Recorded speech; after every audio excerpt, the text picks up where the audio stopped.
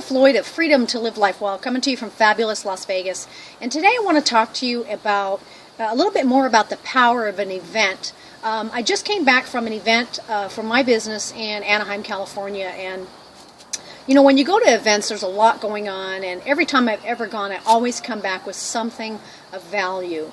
And this time, I was not different. I got lots of value. I got lots of aha moments, you know, lots of ideas and just realizations on what I need to do in my life and for my business, and, you know, inspiration from others, and you know, a lot of believability, just knowing that I can indeed achieve, you know, what the goals I have for myself. And, you know, a lot of times that's just a matter of, you know, I'm sure I'm not the only one. If you stop and think about the things you've already achieved in your life, then you know that you can definitely achieve the goals that you still want to get to. For example, you know, back in, gosh, what was it, 1998, I decided to test as a police officer. And the interesting thing about that is that I was not considered an athletic person, or at least I didn't consider myself athletic. I was not a runner. I was not, you know, working out. I was not probably in the best physical shape, a little bit overweight. And I decided to take on that challenge. And when I stop and think about that accomplishment, because if you're familiar at all with, you know, police academy, and gosh, it's a long process. It's a strenuous process. There's a lot to it, not only academic, but very physical. I was already about 10 years older than most of the youngsters that were in the academy. And when I think back to the fact that I set my mind on that goal, on that intention, and I achieved it. And one of the things I was reminded of this weekend was the fact that while I was in the academy, I faced a lot of challenges. I'm 5'2", not much compared to maybe, say, a 6-foot-something, 250-pound guy. And I faced a lot of challenges, especially in the physical arena. You know, the academic, I had that down. The physical, maybe, you know, how to handle a gun, some of the defensive tactics, the you know, the combat stuff, tactical SWAT stuff. You know, I was challenged there. But all during that time, I never doubted that I was going to reach my goal, which was to get my commission, to become a commissioned officer, receive a gun and a badge. I just never doubted it. Many times people would ask me, you know, if I failed, they would say, well, you can go back to dispatch. I was a dispatcher first. And I remember telling them, I go, no, you don't understand. That's not an option. Because in my mind it was not. I just did not see it any other way. I knew in my heart, in my soul, in my mind, I was going to get there.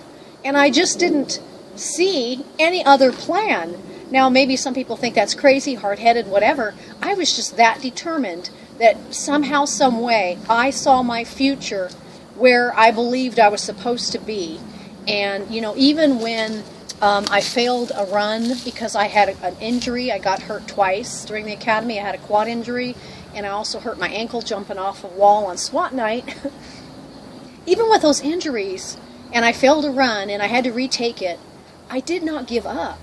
And I made it. And I tell you what, when I pinned that badge on my shirt during the ceremony, it was an accomplishment. But I never doubted I was going to get it. I just saw myself.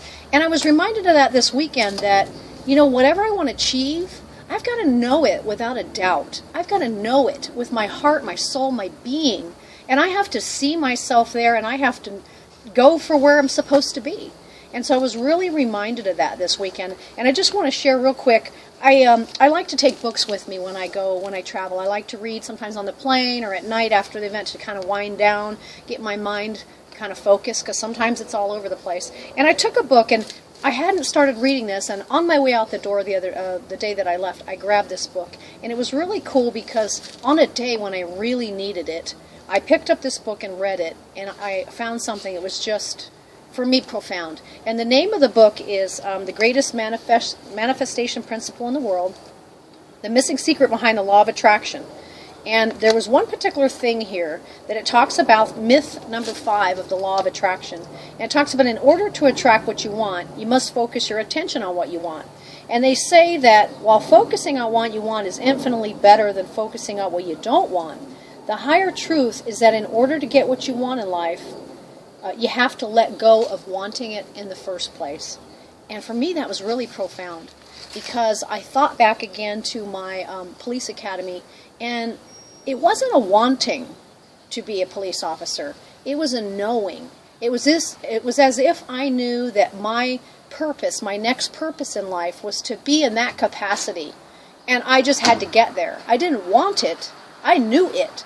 And so I just wanted to share that with you, because whatever you're going after in your life, whatever goals you want to achieve, wherever you want to see yourself and your family and your loved ones and friends and whatever it is, you don't just want it. You have to know it. So you have to, conceive, believe, achieve. Conceive, believe, achieve. So I wanted to share that with you, and I hope I provided some value. Stay in touch with me. Subscribe to my videos. If you see any links, click around. I would love to see you on the next one where I can share some more with you. Make it a fabulous day. You really do deserve it. Take care.